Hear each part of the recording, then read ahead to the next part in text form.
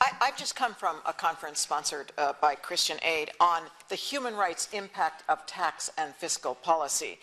And Minister Simon Harris gave the opening address, followed by Professor Philip Alston, who is the UN Special Rapporteur on Extreme Poverty and Human Rights. I think it's an especially significant conference, especially in light of the fact that all political parties and independents are right now shaping their approach to taxation and fiscal policy in the run-up to the next general election.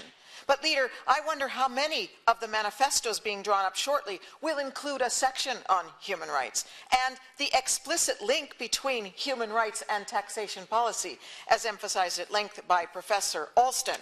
Well, let's hope that all of the political parties and those in formation and independents will.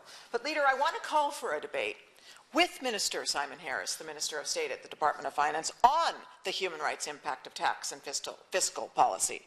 Ireland is at a critical juncture, and such a debate would necessarily raise again one of the most fundamental questions that all political parties must answer. Are we an economy or a society? Minister Harris said that economic recovery must be society-led this morning. Well, yes, I agree to that, but what does that actually mean? He said we need to invest in the economy so that you can do something with it. Well, that is, I think, a traditional and tired economic model, and I heard that Fine Gael was going to offer the Irish people a new model.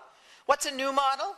Not to invest in the economy so you can do something with it, but invest in society to get a healthy economy. I think we need a Copernican turn to our model, and investing in society would mean that Irish citizens' fundamental rights to health, education, and social protection come first, not last. Minister Harris says that Ireland does invest in these things, but his government refuses to put the issue of the constitutional guarantee of economic and social rights to the people as the Constitutional Convention recommended. And you know, when we do invest in the economy and jobs, multinationals, research and development and knowledge boxes, etc., we need to do it in a way that does not increase income and wealth inequality domestically or internationally, and all the inequalities that flow from this. So, Leader, please let us have a debate on tax justice and the human rights impact of tax and fiscal policy soon.